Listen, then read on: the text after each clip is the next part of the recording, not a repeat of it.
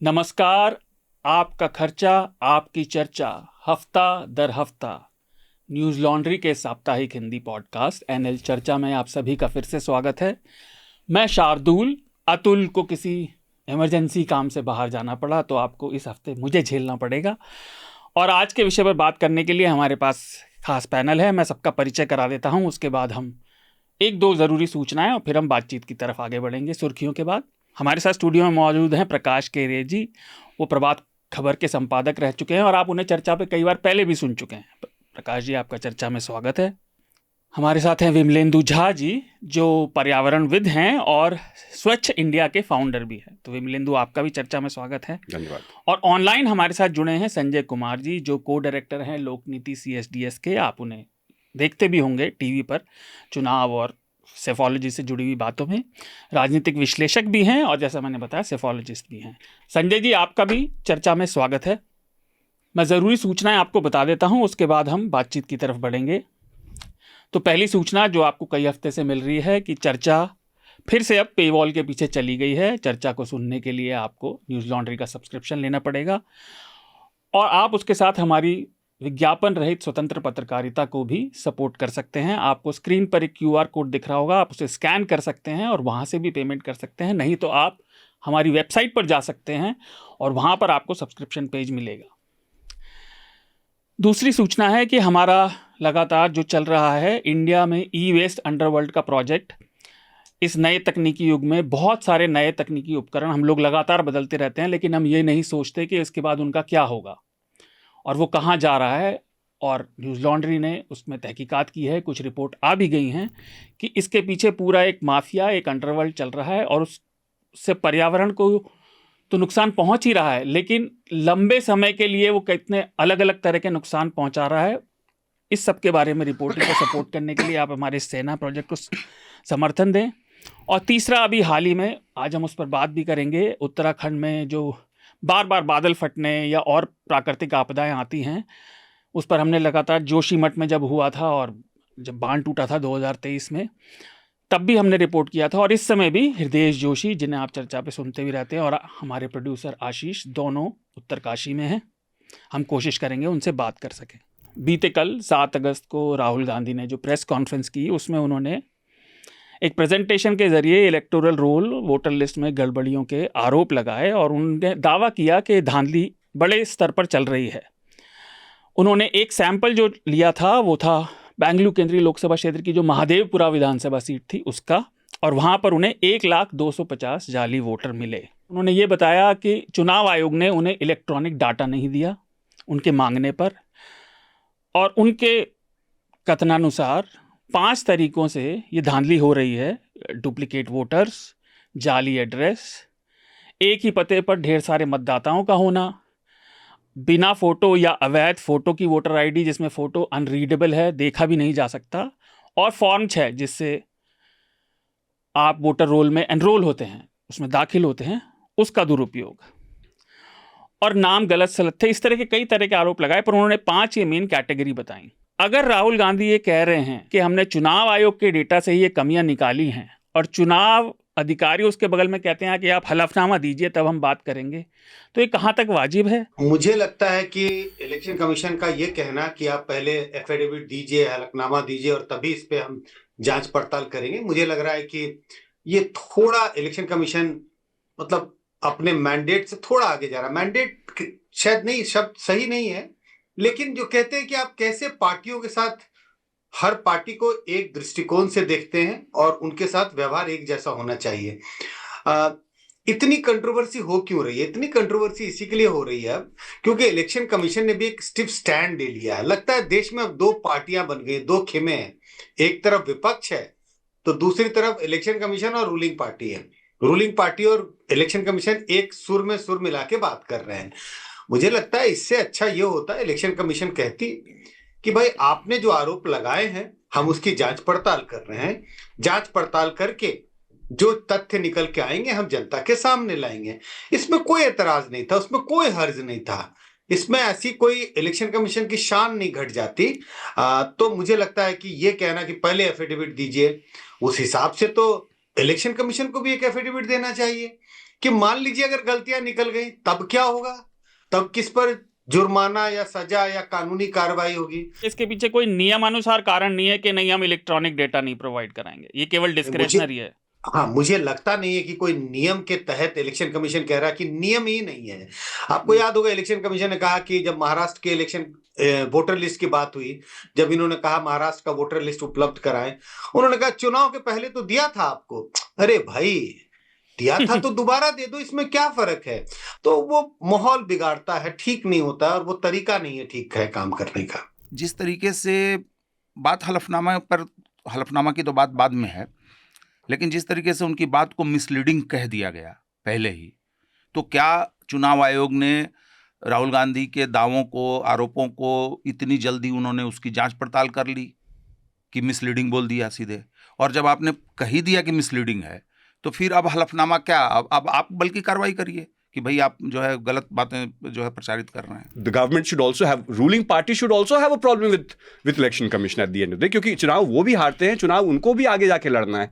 तो अगर कोई विकृति अगर इस लिस्ट में है तो वो विकृति सबके लिए है। अगर एक निवास स्थल पे 118 लोग अलग अलग नाम से और कभी रहे ही नहीं, या वो निवास स्थल गांव है ही नहीं, मोहल्ला है ही नहीं, तो आज उसका फायदा उठा सकते हैं। लेकिन एक चीज जो है, जिस तरह से, और वो जो कह रहे हैं कि, और संजय जी शायद ज़्यादा बताएंगे उसके बारे में, कि ओपिनियन पोल और एग्जिट पोल के बीच में जो गैप्स आने शुरू हुए, जिसमें मुझे नहीं लगता, मैं इस पे काम नहीं करता हूँ, मैं तो सिर्फ एक वोटर हूँ और मैं नागरिक होने के नाते मैं ये बात रख रहा हूँ कि the gap between opinion poll and exit poll can not be attributed necessarily because of हेरा फेरी in electoral rolls in that sense.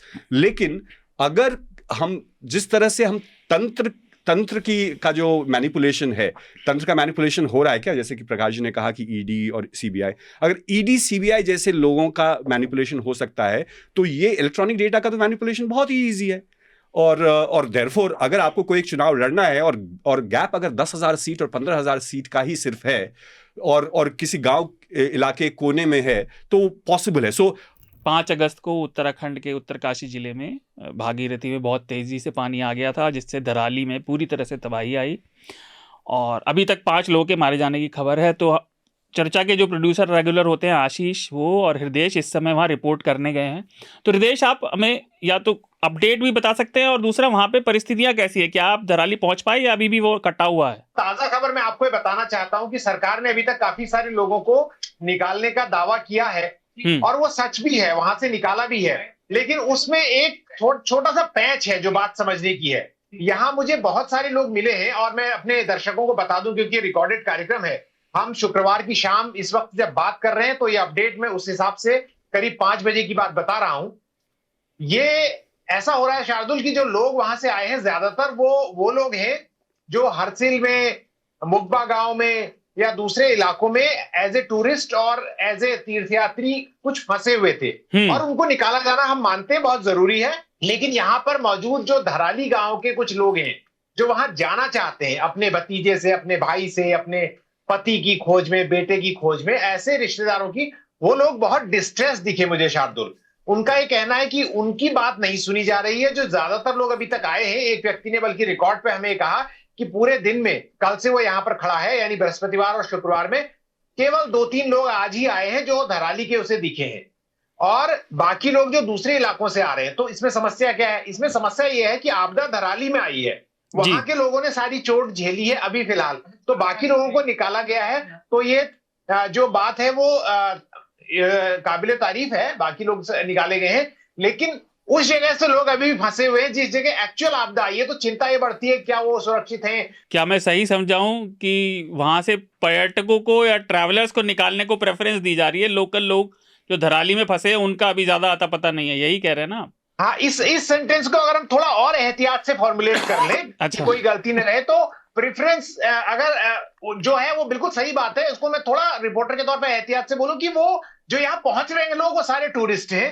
ज्यादातर, या वहां फंसे हुए तीर्थयात्री हैं ज्यादातर, ऐसा नहीं कि सारे के सारे। जी। और धराली से बहुत कम लोग आए हैं।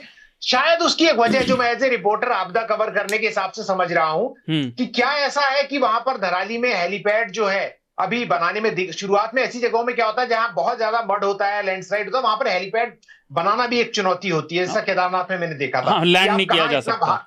हाँ, इतनी भारी मशीन को आप किधर उतारेंगे? हाँ, तो ये बहुत सारी चीजें हो सकती है, तो ये भी एक चीज है। तो ये एक चीज है जो हम फ्लैग करना चाहते हैं अथॉरिटीज को भी, गवर्नमेंट को भी, कि लोग परेशान हैं धराली के कि आप वहां से रेस्क्यू ज्यादा नहीं कर पाए हैं अभी तक। कम्युनिकेशन लाइन कटी हुई है, आपदा के 2 घंटे 3 घंटे बाद तक चल रही थी, लेकिन अब कम्युनिकेशन लाइन नहीं चल रही है। उससे जो है वहां की चीजें पहले आ जा रही थी बाहर, वो भी नहीं आ पा रही हैं, लोगों की बात नहीं हो पा रही है। तो ये भी एक बड़ा संकट यहाँ पर है। 4 धाम यात्रा जो सड़क जो है, अगर आप उसके बारे में देखें, और इसमें दोष जो है, मुझे कोई अफसोस नहीं है, मुझे कोई डर नहीं है कि इसमें मिली भगत जो है सबकी है, चाहे वो सुप्रीम कोर्ट हो या कोई भी हो। क्योंकि अगर आप देखें तो जो पूरी की पूरी लगभग 900 किलोमीटर का जो 4 धाम का रोड है, we talking about 890 kilometers, 889 kilometers का सड़क है। सुप्रीम कोर्ट के अपने मापदंड के अनुसार, अपने गाइडलाइंस के अनुसार 100 किलोमीटर से ज़्यादा अगर सड़क बने तो उसके लिए आपको एनवायरमेंटल इम्पैक्ट असेसमेंट करना होगा। तो सरकार ने, और हमारे सबसे मोस्ट परफॉर्मिंग जो मिनिस्टर बहुत अच्छी बात है कि सिर्फ धामी जी का चेहरा दिख रहा है इस पूरे के पूरे इसमें। इंडिया के एनवायरमेंट मिनिस्टर और क्लाइमेट मिनिस्टर या फिर रोड मिनिस्टर के बारे में कोई चर्चा ही नहीं हो रही अभी तक, कोई भी एक वक्तव्य नहीं आया। तो इसके तहत हमने क्या किया, हमने इस पूरे के पूरे प्रोजेक्ट को सरकार ने to bypass environmental impact assessment norms 53 portions में काट करके, ताकि 100 किलोमीटर का वो ना आए। और डाउन टू अर्थ की मैंने रिपोर्ट देखी, 2024 में 366 दिनों में से 322 दिन एक्सट्रीम वेदर इवेंट्स पूरे हिंदुस्तान में हुए। कहीं ना कहीं कुछ, चाहे वो हीट वेव हो या जैसे जिक्र नहीं हुआ, पिछले साल वायनाड भी हुआ था, है ना, और वो सिक्किम वाला मामला भी उससे पिछले साल हुआ था। तो सब कुछ, और अगर हम उसे वेदर इवेंट से अलग देख लें तो मिसमैनेजमेंट का ये हाल है कि इस बारिश में हृदय, और हम 2 हफ्ते पहले चर्चा कर रहे थे, सारे शहर ऐसा लग रहा है चरमरा के ढह रहे हैं।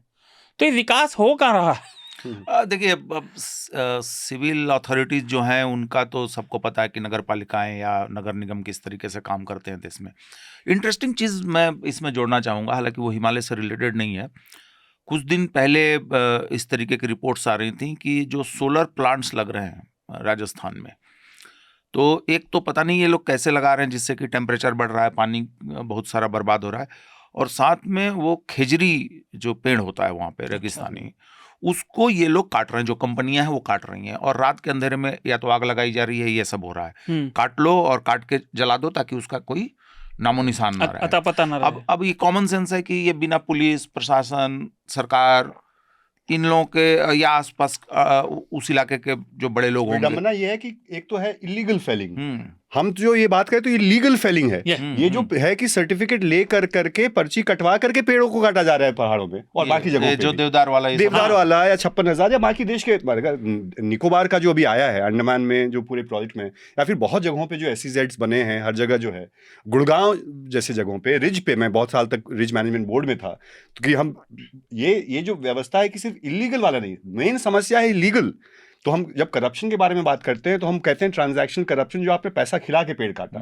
यहाँ तो आपने नियम बदल करके पेड़ काटा, और वो उससे ज्यादा खतरा है, जो कि छत्तीसगढ़ में भी हुआ। जी, हर जगह हो रहा है। मुफ्त में बस इतना ही। अगर आप पूरी चर्चा सुनना चाहते हैं तो न्यूज़ लॉन्ड्री को सब्सक्राइब कीजिए, और सबसे बेहतर तरीका यह है कि आप हमारे ऐप पर इस पॉडकास्ट को सुनें, और तमाम हमारे जो पॉडकास्ट हैं उसको हमारे ऐप पर सुनें। यह गूगल प्ले स्टोर और एप्पल स्टोर पर सब जगह उपलब्ध है। न्यूज़ लॉन्ड्री किसी भी तरह का विज्ञापन नहीं लेता, ना किसी राजनीतिक दल का, ना किसी सरकार का, ना किसी कॉरपोरेशन का।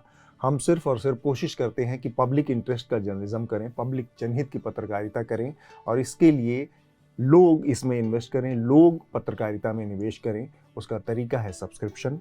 तो सब्सक्रिप्शन के हमारे टैग पर जाइए, वहाँ पर अपनी मनचाही रकम पे कीजिए और न्यूज़ लॉन्ड्री का सब्सक्रिप्शन लीजिए, और गर्व से कहिए, मेरे खर्च पर आज़ाद हैं खबरें।